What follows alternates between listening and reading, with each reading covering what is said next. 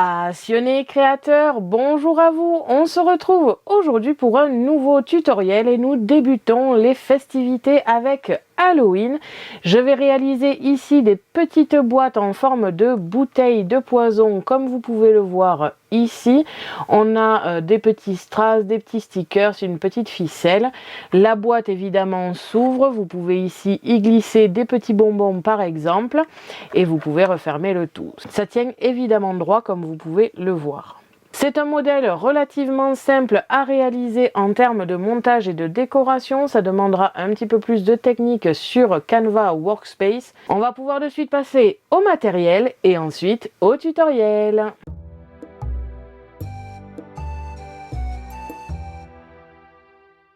Pour cela, vous aurez besoin de ciseaux, d'une pince pour les petits éléments, d'une règle, de ficelle, différents types de colle. Pour le collage général, j'ai utilisé la Tacky Glue et pour les petits éléments, le flacon de précision. Des stickers et des strass comme d'habitude, si possible aux couleurs d'Halloween ou alors avec des motifs d'Halloween. Un papier transparent, que ce soit du rhodoïde ou alors une pochette de plastifieuse passée à vide. Du papier scrap, toujours en utilisant des couleurs d'Halloween et des motifs d'Halloween. Pour le papier noir, si vous ne savez pas quoi utiliser, personnellement je trouve que le papier idéal c'est le papier d'aquarelle noir de chez Action. Il est en 300 grammes il me semble et il est vraiment très bien. Il est assez rigide pour faire une boîte mais pas trop pour faire des pliages relativement facilement. Et enfin les essentiels Scan & Cut, c'est-à-dire la Scan & Cut, le support de lame et la lame standard ou auto-ajustable comme ici. Et enfin, le support adhésif standard. On se retrouve de suite pour le tutoriel.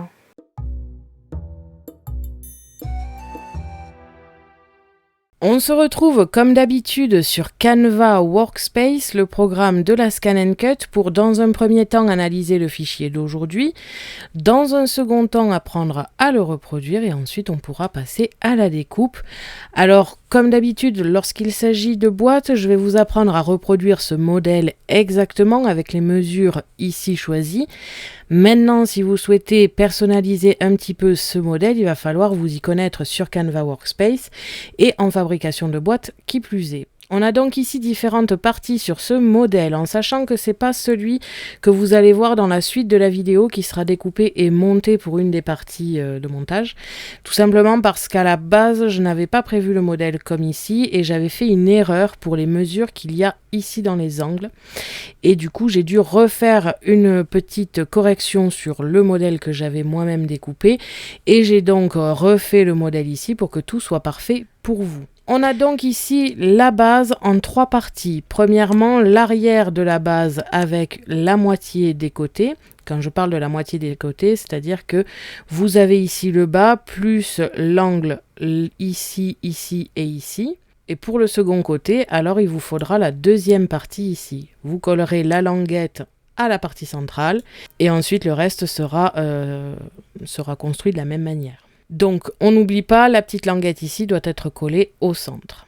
Nous avons avec ce modèle l'arrière de la bouteille et avec cette troisième partie, nous avons le devant avec un petit cercle découpé pour pouvoir y mettre une vitre. La vitre se trouve ici, c'est un ovale plus grand pour pouvoir y poser de la colle. Par-dessus la vitre, nous viendrons coller tout simplement la tête de mort et les petits os. C'est très simple pour ceci, je vous le montrerai dans l'accéléré, mais je l'ai pris tout simplement dans les projets Canva déjà existants. Et enfin, la dernière construction que nous avons, il s'agit tout simplement du couvercle qui viendra se positionner au-dessus ici de la bouteille. Vous pouvez ensuite prévoir différentes décorations. L'erreur que j'ai commise donc, c'est de calculer les diagonales. Sur le programme Canva Workspace, c'est toujours très compliqué de calculer une diagonale. On n'arrive jamais à avoir des mesures correctes et c'est ça qui m'a causé des problèmes. J'aurais dû tester le modèle avant, j'étais persuadée que ça allait fonctionner. Bon, ce n'est pas grave, je l'ai refait rapidement pour mon projet et je vous ai corrigé le modèle pour vous. Si vous désirez mesurer des diagonales, il n'y a pas 36 solutions, vous allez devoir découper. Donc si vous faites votre propre modèle et que vous voulez faire vos propres mesures, pensez à découper cette partie ici, qui est donc la partie qui ira devant, qui est seule, qui n'aura pas besoin de modification après, qui est comme ceci, et qui en principe sera configurée dès le départ très facilement. Une fois que vous avez ce modèle, vous le découpez et vous mesurez avec une règle les diagonales que vous pouvez ensuite reporter ici. En sachant que c'est très rare que les diagonales soient des mesures très précises. Ici en l'occurrence, cela fait 2,9 cm environ. Comme vous pouvez le voir, il y a très peu d'éléments. Au niveau du montage, c'est très simple à faire. On va de suite passer en partie accélérée pour vous montrer comment reproduire ce modèle et ensuite nous pourrons passer sur la Scan & Cut.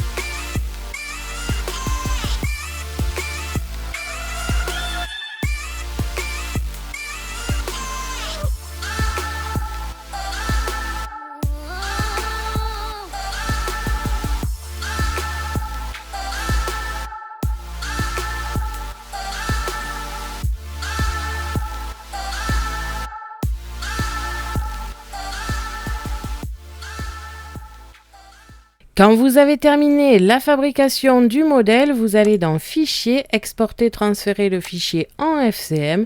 Vous choisissez votre moyen de transfert préféré. Personnellement, je vais choisir via Internet. Et on va pouvoir de suite se retrouver sur la Scan & Cut pour les découpes.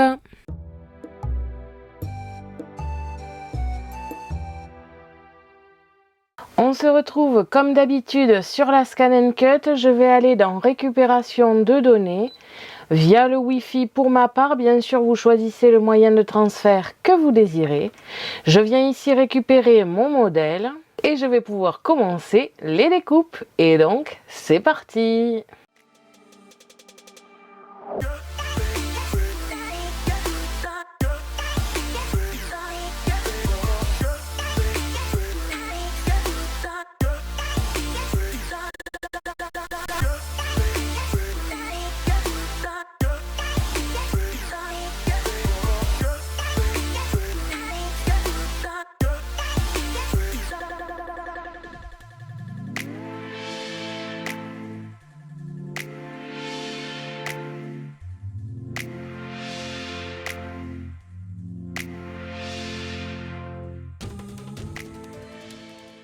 Quand vous avez terminé les découpes, on va pouvoir passer au montage et à la décoration.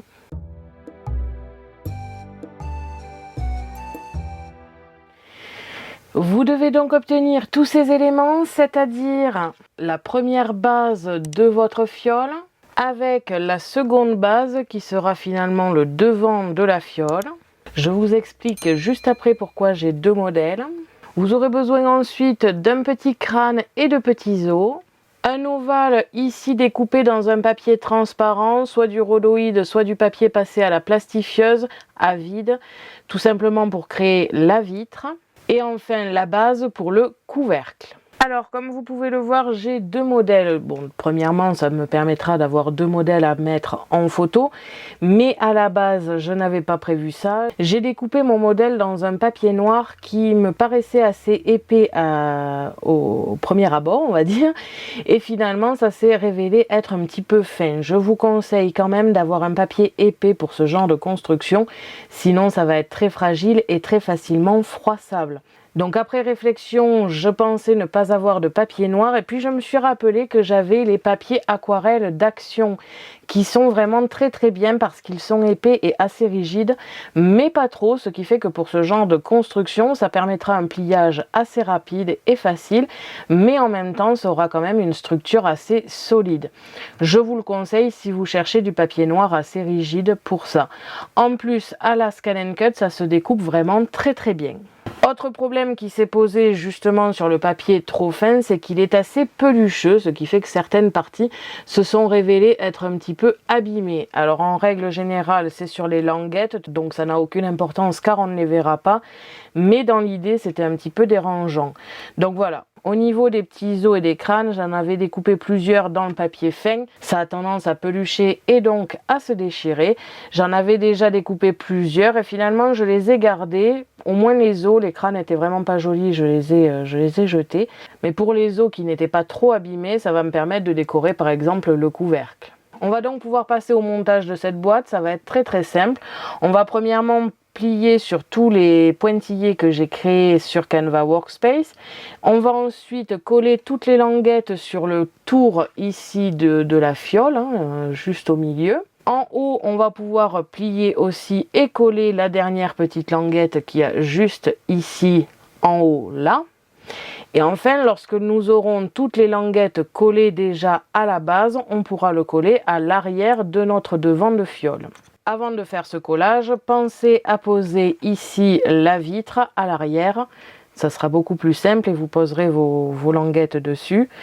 Et pour finir, vous pouvez mettre les os soit sur l'intérieur pour que ça se voit derrière la vitre, ou alors à l'extérieur pour que ça se voit sur la vitre. Personnellement, je pense le mettre sur la vitre, ça créera une partie mate sur quelque chose qui est brillant. Ensuite, pour le couvercle, ça sera la même chose. On va venir plier toutes les parties pointillées et coller toutes les languettes.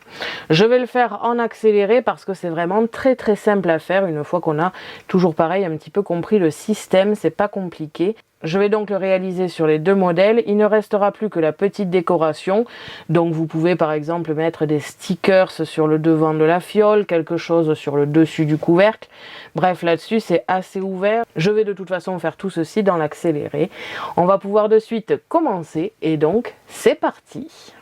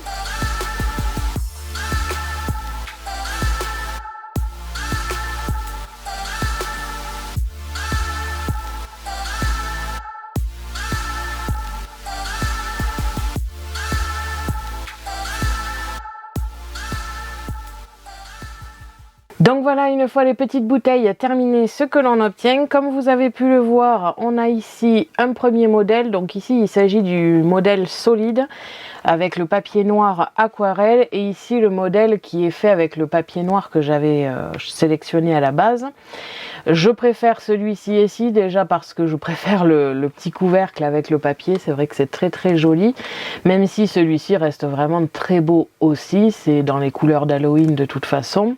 J'ai rajouté une petite ficelle verte tout simplement parce que je pense au poison, donc je pense vert. Des petits stickers devant et derrière, et enfin une ligne de strass à gauche et à droite ici. Alors comme vous avez pu le voir dans l'accéléré, j'ai dû réaliser quelques petites modifications, tout simplement parce que je me suis rendu compte que les côtés ici, je les avais mal mesurés sur mon modèle, donc j'ai recommencé. J'ai réalisé juste un modèle pour corriger mon modèle à moi, c'est-à-dire que j'avais juste découpé à droite et à gauche de la bande centrale ici et j'ai refait ces découpes-là. Cependant, bien sûr, sur le modèle que vous aurez sur le blog, il sera corrigé. Je vais le faire juste après la vidéo. Je vais entièrement corriger. Par contre, je me suis rendu compte que la totalité de la bande fait 30 cm, c'est-à-dire que ça ne passera pas sur Canva Workspace dans le petit carré rouge. Donc je vais sûrement le couper en deux finalement. La moitié ici sera collée à la base et l'autre moitié vous aurez le système que j'ai utilisé et donc il va falloir le coller. Il y aura une languette à coller en dessous ici et après le reste sera comme l'autre côté finalement. C'est à ça que ça sert en principe de faire des modèles d'essai, mais je n'y ai pas pensé. Je pensais que tout se passerait bien pour cette fois-ci. C'est toujours un petit peu compliqué de calculer les diagonales sur Canva Workspace et je me suis fait avoir avec ça, mais rien de grave, le modèle reste très joli. On obtient vraiment une petite bouteille de poison trop mignonne. Bien sûr, vous pouvez les utiliser pour différentes situations. Vous pouvez mettre des bonbons à l'intérieur pour les offrir aux enfants. Vous faites une bouteille par enfant et vous en donnez à chaque enfant. Vous pouvez aussi les mettre sur la table du repas. Vous mettez encore une fois des bonbons à l'intérieur. Ça mettra un peu de couleur derrière la vitre. Et pour chaque convive, vous pouvez les donner. Vous pouvez rajouter un prénom dessus. Bref, vous pouvez les utiliser pour différentes situations. Si vous n'êtes pas débutant sur Canva Workspace, vous pouvez aussi agrandir le modèle pour faire un centre de table par exemple. Là-dessus, c'est vous qui voyez évidemment. Personnellement, j'adore ces petites bouteilles, je trouve ça trop mignon, trop joli, très Halloween et voilà, j'espère que ce modèle vous plaira aussi. On a donc terminé ce premier tutoriel d'Halloween et on se retrouve vendredi pour un autre. Merci à tous d'avoir regardé ma vidéo, n'hésitez pas à me poser des questions ainsi qu'à me dire en commentaire ce que vous avez pensé de ces petites bouteilles. Je vous invite à me suivre sur mon blog ainsi que mes réseaux sociaux que vous pouvez retrouver dans la description de la vidéo. À la prochaine pour de nouvelles créations.